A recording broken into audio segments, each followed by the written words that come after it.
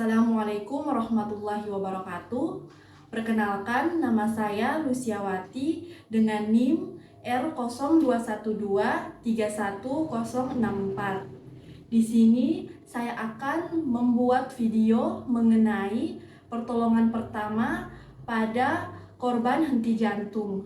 Video ini saya buat untuk memenuhi tugas akhir dari mata kuliah disaster dan sebagai pengetahuan kepada masyarakat Kota Tidore Kepulauan mengenai pertolongan pertama pada korban henti jantung.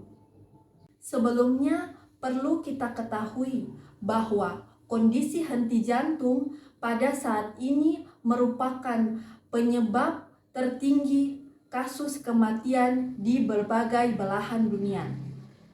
Henti jantung dapat terjadi di mana saja, kapan saja, dan disebabkan oleh berbagai kondisi dan lingkungan yang beragam. Oleh karena itu, dibutuhkan pertolongan pertama pada korban henti jantung untuk mencegah terjadinya kematian. Pertolongan pertama pada henti jantung dapat dilakukan dengan teknik BHD atau bantuan hidup dasar. Sebelum kita masuk ke langkah-langkah BHD atau bantuan hidup dasar, kita perlu ketahui henti jantung yang menyebabkan terjadinya kematian itu terbagi atas dua, yaitu mati klinis dan mati biologis. Yang pertama yaitu mati klinis. Mati klinis yaitu keadaan di mana terjadinya henti nafas dan henti jantung yang menyebabkan terjadinya kekurangan oksigen dan aliran darah di dalam tubuh. Dan pada mati klinis ini bisa kita lakukan RJP. Karena pada mati klinis ini tidak terjadi kerusakan pada sel-sel otak korban. Sedangkan yang kedua untuk mati biologis yaitu kondisi henti jantung dan henti nafas, kemudian terjadinya henti pada sirkulasi darah korban, dan terjadinya kerusakan pada sel-sel otak korban. Sehingga ini jika dilakukan RJP, maka tidak bisa mencegah terjadinya kematian. Pada pertolongan pertama, ada beberapa pemindahan korban yang perlu kita perhatikan, yaitu pemindahan korban darurat dan pemindahan korban tidak darurat. Pemindahan korban adalah usaha untuk memindahkan korban dari tempat yang berbahaya menuju ke tempat yang tidak berbahaya. Contohnya, ketika kita melihat korban tergeletak di tengah jalan, kita bisa memindahkan korban ke pinggir jalan. Yang pertama, pemindahan korban darurat, yaitu 1. Menggunakan tarikan bahu, seperti pada gambar di samping saya, yaitu penolong bisa memegang kedua bahu korban dengan menarik ke arah penolong atau ke tempat yang lebih aman. Kedua, tarikan selimut bisa dilihat pada gambar di samping saya. Tarikan selimut yaitu kita menarik korban menggunakan selimut ke arah yang tidak berbahaya. Ketiga, tarikan lengan. Seperti pada gambar di samping saya, tarikan lengan adalah ketika kita menarik korban dengan memegang pada kedua lengan korban. Keempat, tarikan kain. Seperti pada gambar di samping saya, yaitu kita menggunakan kain untuk menarik korban ke tempat yang lebih aman. Kelima, merangkak. Seperti pada gambar di samping saya, kita mengamankan korban dengan cara merangkak dan menarik korban ke tempat yang lebih aman. Dan yang keenam, sampir pundak. Seperti pada gambar di samping saya, yaitu kita memindahkan korban dengan menaruh korban di bagian pundak kita. Selanjutnya, pemindahan korban tidak darurat, yaitu pertama, menggendong korban seperti pada gambar di samping saya. Di sini kita menggendong korban dengan menaruh korban berada tepat di belakang pundak kita. Kedua, memapah korban. Seperti pada gambar di samping saya, di sini kita memapah korban dengan satu tangan korban berada di pundak atau bahu penolong. Kemudian kita membawa korban dengan posisi korban setengah berjalan. Dan yang ketiga, membopong korban seperti pada gambar di samping saya, yaitu kita membopong korban, menaruh korban tepat di arah depan penolong, kemudian kita pindahkan ke tempat yang lebih aman. Adapun komponen-komponen BHD atau bantuan hidup dasar yaitu terbagi menjadi 3. Yang pertama, airway control, yang kedua, breathing, dan yang ketiga, circulation. Yang pertama yaitu airway control, itu terbagi menjadi 2 teknik. Yang pertama yaitu head till chin lift dan yang kedua yaitu jaw thrust. Pertama, head till chin lift, yaitu teknik yang tidak bisa digunakan untuk korban yang mengalami cedera pada bagian kepala, leher, dan tulang belakang.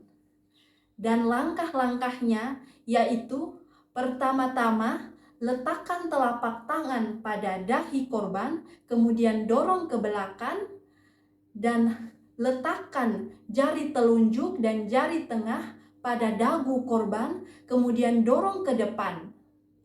Pertahankan posisi tersebut. Jika korban masih anak-anak, maka letakkan satu jari telunjuk pada dagu korban, kemudian dorong ke depan dan pertahankan posisi tersebut. Tetapi sebelum kita melakukan teknik head till chin lift, pertama-tama kita lakukan pengamatan terlebih dahulu dengan teknik look, listen, feel. Look, melihat pengembangan dada. Listen, mendengarkan apakah ada bunyi nafas, dan feel, merasakan apakah ada hembusan nafas dari mulut atau hidung. Selanjutnya, yang kedua yaitu teknik jaw thrust. Teknik ini memang sedikit melelahkan, tetapi teknik ini bisa diberikan pada korban yang mengalami cedera kepala, leher, dan tulang belakang. Sebelum kita melakukan langkah-langkah dengan teknik jaw thrust, pertama-tama kita lakukan terlebih dahulu pengamatan dengan teknik look, listen, feel. Look, melihat pengembangan dada. Listen, mendengarkan bunyi nafas. Dan feel, mendengarkan apakah ada hembusan nafas dari hidung atau mulut. Langkah-langkahnya yaitu letakkan kedua tangan pada sisi kepala korban, kemudian pegang rahang bawah korban. Jika pasien masih anak-anak, maka letakkan 2 atau 3 jari pada sudut rahang bawah korban, kemudian lakukan gerakan mengangkat dan mendorong rahang bawah ke atas dengan tetap mempertahankan mulut korban agar sedikit terbuka dan bisa dibantu dengan ibu jari. Sebelum kita masuk ke breathing dan sirkulasi, adapun teknik membersihkan airway. Teknik ini dilakukan apabila terdapat benda asing yang masuk ke dalam mulut. Langkah-langkahnya yaitu buka mulut korban dengan menggenggam lidah dan rahang bawah korban dengan ibu jari dan jari lainnya. Kemudian jari telunjuk yang bersih atau dilapisi dengan kasah atau menggunakan sarung tangan untuk membersihkan benda asing yang berada di dalam mulut korban. Dan selanjutnya yaitu breathing dan sirkulasi. Bantuan hidup dasar tidak hanya dilakukan oleh tenaga kesehatan, tetapi dapat dilakukan oleh masyarakat dengan mempelajari langkah-langkah bantuan hidup dasar. Adapun langkah-langkah bantuan hidup dasar yaitu jika kita menemukan korban tak sadarkan diri, pertama-tama pastikan 3A: aman penolong, aman korban, dan aman lingkungan. Setelah itu, cek respon korban dengan cara menepuk kedua bahu korban. Jika tidak ada respon, maka lanjutkan cek respon nyeri dengan cara menjepit jari, menekan dada, serta dahi korban. Jika tidak ada respon, maka panggilkan bantuan dengan cara melambaikan tangan. Setelah itu, kita lakukan cek arteri karotis dengan 2 jari diletakkan pada arteri karotis kurang dari 10 detik bersamaan dengan cek pernafasan korban dengan cara look, listen, feel, yaitu look melihat pengembangan dada, listen mendengarkan bunyi nafas, dan feel merasakan apakah ada hembusan nafas. Jika tidak ada, maka lakukan RJP. RJP dilakukan dengan 30:2, yaitu 30 kompresi dan 2 kali ventilasi. Dengan cara pertama-tama 2 jari diletakkan di atas prosesus sipoideus, kemudian lakukan 30 kali kompresi dan 2 kali ventilasi. Selanjutnya, untuk kompresi atau penekanan pada jantung dari bagian luar tubuh terbagi dalam beberapa prinsip, yaitu dewasa, anak-anak, dan bayi.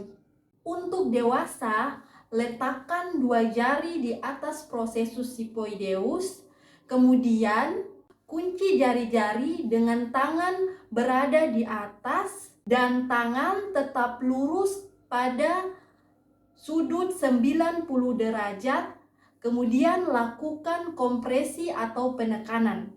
Sedangkan untuk anak-anak, letakkan 1 telapak tangan yang dominan di bagian dada di bawah garis puting susu dan telapak tangan yang lain menekan dahi korban. Lalu tangan yang dominan menekan dengan kuat dan cepat, sedangkan untuk bayi tempatkan 2 jari di bagian dada di bawah garis puting susu dan telapak tangan lain memegang dahi korban. Kemudian lakukan penekanan dengan jari.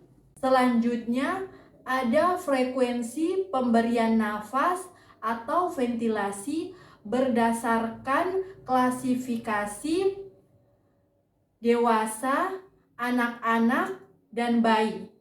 Untuk dewasa, masing-masing 1,5 detik sampai 2 detik. Untuk anak usia 1 sampai 8 tahun, masing-masing 1 sampai 1,5 detik. Untuk bayi dari 0 sampai 1 tahun masing-masing 1 sampai 1,5 detik. Sedangkan untuk bayi yang baru lahir masing-masing 1 sampai 1,5 detik. Dilakukan selama 5 siklus. Setelah itu, kita dapat melakukan evaluasi kembali dengan cek arteri karotis bersamaan dengan cek pernafasan korban. Jika nadi dan pernafasan pasien telah kembali, maka dapat dilakukan posisi recovery dengan cara tekuk kaki korban, kemudian letakkan telapak tangan korban di bagian telinga dan miringkan korban ke arah penolong. Perlu diperhatikan bahwa dalam RJP atau resusitasi jantung paru dapat kita hentikan apabila kembalinya ventilasi dan sirkulasi atau pernafasan korban, penolong telah kelelahan, bantuan telah datang, dan adanya tanda-tanda kematian dari korban. Selanjutnya, tanda-tanda RJP jika dilakukan dengan baik, yaitu pertama, gerakan dada naik turun dengan baik ketika diberikan bantuan pernafasan. Kedua, reaksi pupil mata kembali normal. Ketiga, warna kulit penderita berangsur-angsur mulai membaik. Keempat, adanya refleks menelan dan gerakan spontan. Dan yang kelima, nadi berdenyut kembali. Selanjutnya, adapun komplikasi yang terjadi pada RJP, yaitu pertama, fraktur pada toraks terutama pada orang tua. Kedua, pneumotoraks atau paru-paru mengempis. Ketiga, hemotoraks atau darah terkumpul di dalam ruang pleura. Keempat, kontusio paru atau cedera paru-paru. Kelima, leserasi atau robekan pada hati dan limpa. Dan keenam, emboli lemak yang disebabkan oleh gangguan pasokan aliran darah karena disebabkan oleh lemak. Selanjutnya, mari kita saksikan video RJP. Jika kita menemukan korban tak sadarkan diri, pastikan amankan penolong, amankan korban, dan amankan lingkungan. Cek respon korban. Setelah itu cek respon nyeri. Jika tidak ada, panggilkan bantuan. Kemudian periksa nadi karotis dengan look, listen, feel. Jika tidak ada, lakukan RJP dengan kompresi atau penekanan 30 kali kompresi. Dilakukan 2 jari di atas prosesus sipoideus. Kemudian lakukan ventilasi atau bantuan pernafasan sebanyak 2 kali. Teknik RJP ini dilakukan selama 5 siklus.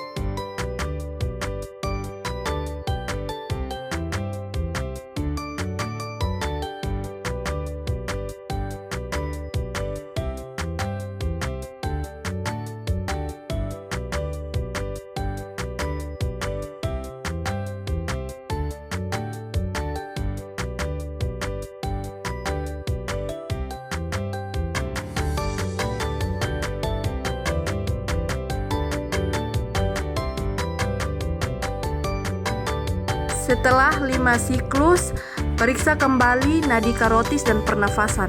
Jika nadi karotis dan pernafasan telah kembali, lakukan posisi recovery. Sekian dari saya dan terima kasih.